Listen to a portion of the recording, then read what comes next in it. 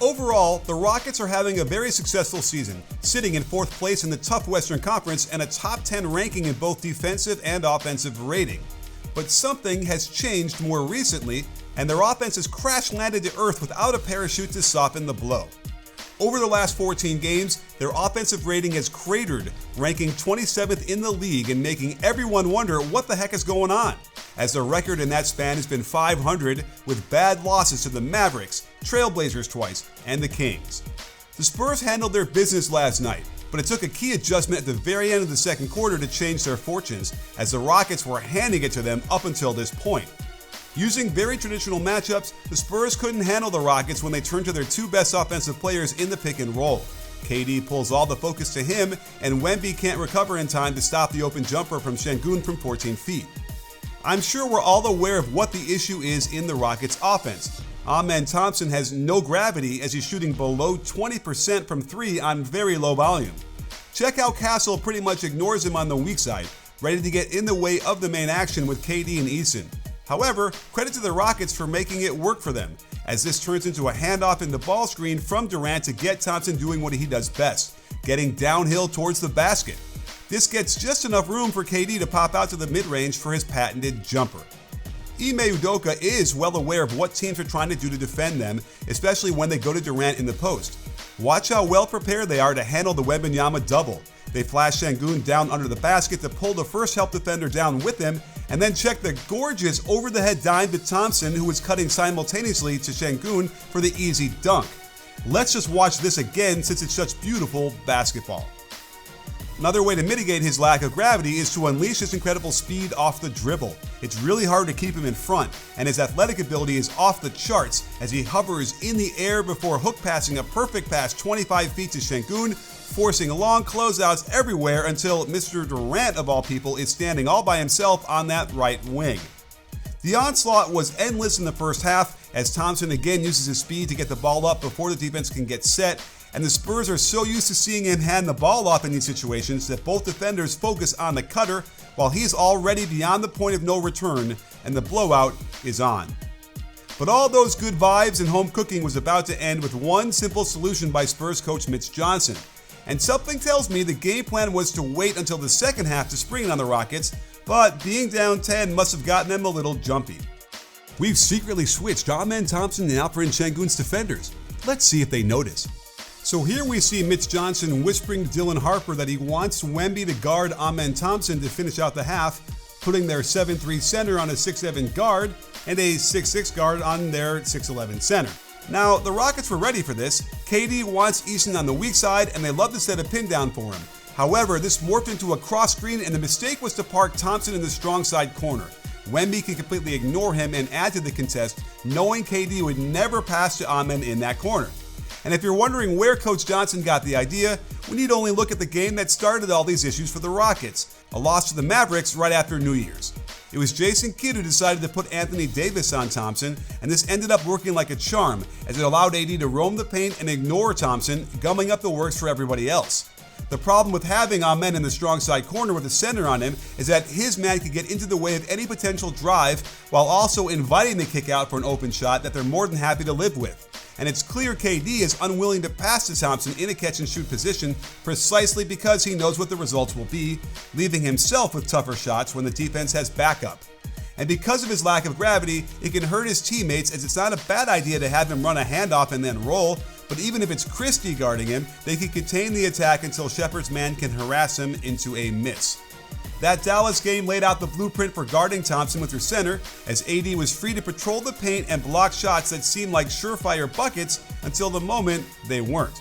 When you see an adjustment like this work so well for so long, you start to wonder whether something is going on behind the scenes. And I know I feel that way as well when I see something that crazy that happened last night, which is why I want you to delete any sportsbook app you have on your phone right now.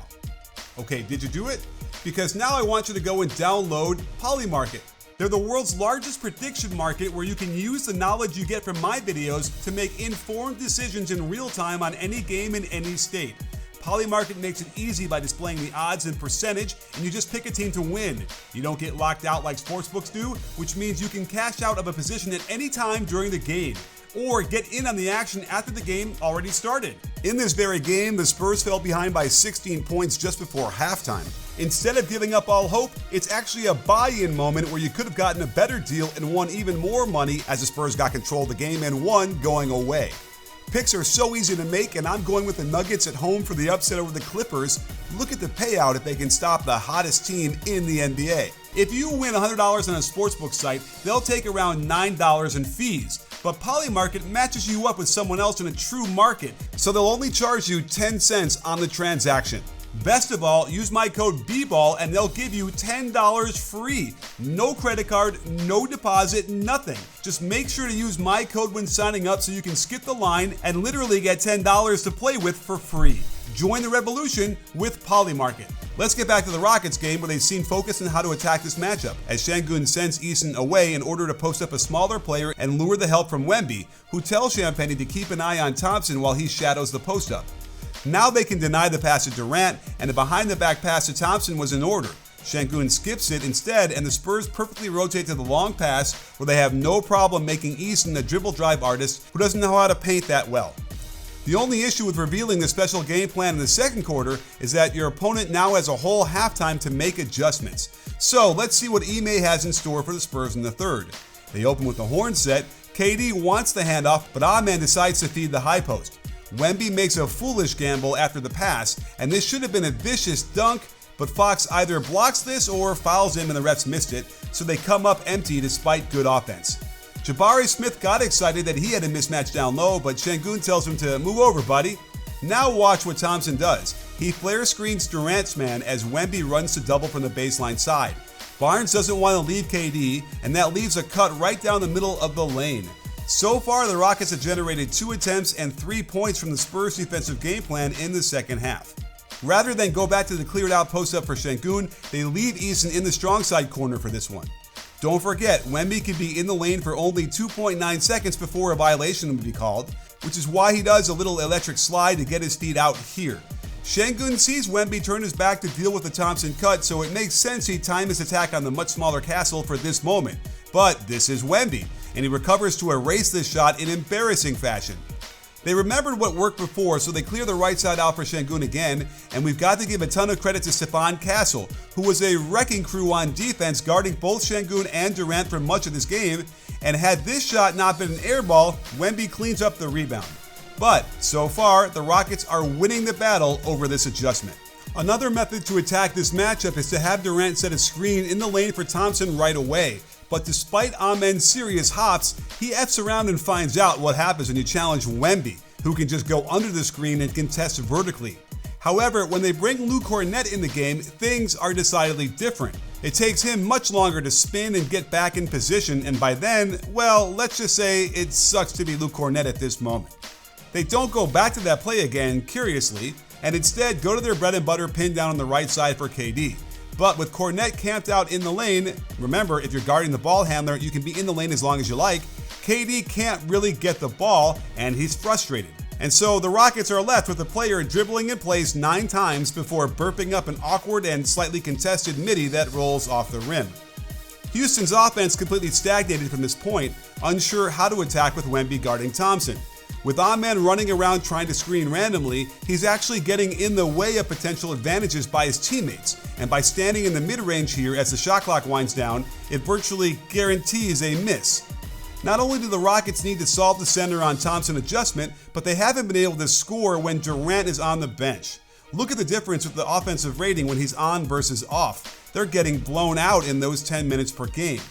They tried Thompson in the high post of their Horns flare action, but with Wemby anchoring the defense and ignoring Amen, the perimeter defenders just switch everything and blow up the attack. Hard to believe it took them until 5 seconds in the shot clock to remember the size mismatch here, but with Thompson hiding in the dunker spot, it made it very easy for Wemby to double and help force this miss from a gimpy Sengun. It's painfully obvious that these are the moments they could use a lead guard who knows how to run an offense. Thompson setting a ball screen for Eason doesn't do much, since Wemby can just sag at the dotted line to help. Castle knows that a handoff to Durant in this direction means there's very little risk of a jumper on the catch, since KD's unique mechanics make it very hard for him to get a line to the basket going to his right. So he can go under and be ready for him as KD faces up, with Wemby backing him up. More excellent defense from Castle, as KD seems half-hearted in his lefty pass to Amen, and the result is predictable. It seemed like a mental thing by the time we got to the middle of the fourth, and the game was unraveling for the Rockets yet again. The handoff to KD catches Wemby a little higher than he wanted to be, but Thompson just blows the easy lob at the rim. And the thing with KD is that he'll just decide to go 1-on-5 if things aren't going great. At his age, he's not getting by Castle, who plays absolutely perfect defense in legal guarding position, which allows this type of contact. I get why Thompson would hover by the dunker spot. It forces Vassell to bump down and leave an opening for a pass to a shooter. But we know KD has no intention of passing this ball, and so did Wemby, who just swats that thing out of the air. And KD's reaction of disgust at Amen is unwarranted, and not what you want to see down the stretch of a game that was still close, which is why it just felt like the Spurs had broken the Rockets, as a simple 2-on-1 becomes a turnover because Wemby doesn't have to stop the ball. If you're Shepherd trying to find an advantage from a handoff or a ball screen, it could seem pointless when you see Wemby just standing there at the elbow waiting for you. And it could feel equally pointless if you're Amen, since most players would be spotting up from 3 on this Şengün drive, when he tries to step through with the left hand that Wemby removes from the air pretty easily. And the final insult was having Amen walking away from the play despite being wide open under the basket. Shepherd completely ignores him so KD can snatch the lob out of the air and then dribble it off his foot when Wemby continued to ignore his man. So there are lots of ways to combat this type of matchup, but only if the Rockets keep Amen from getting in the way of his teammates by setting random screens and hanging out in the dunker spot. The advanced analytics during this 14-game stretch indicate that the issue isn't with Thompson necessarily. He's a positive on both ends of the floor. Reed Shepherd has gone very cold from the field compared to his first 31 games, and despite ranking 6th overall in three-point percentage on the season, in these past 14 games, that number has dropped to last in the NBA, with the only saving grace that the Rockets simply don't take very many threes at all. This serves to shrink the court and make it harder for their drivers to get into good spots to finish near the basket. While Amen hasn't been nearly as much of an issue when isolating his analytics, there is no question that come playoff time, this template will cause a lot of problems to the Rockets' offense. And one of the only solutions is to either cut down his minutes or teach him how to shoot threes overnight.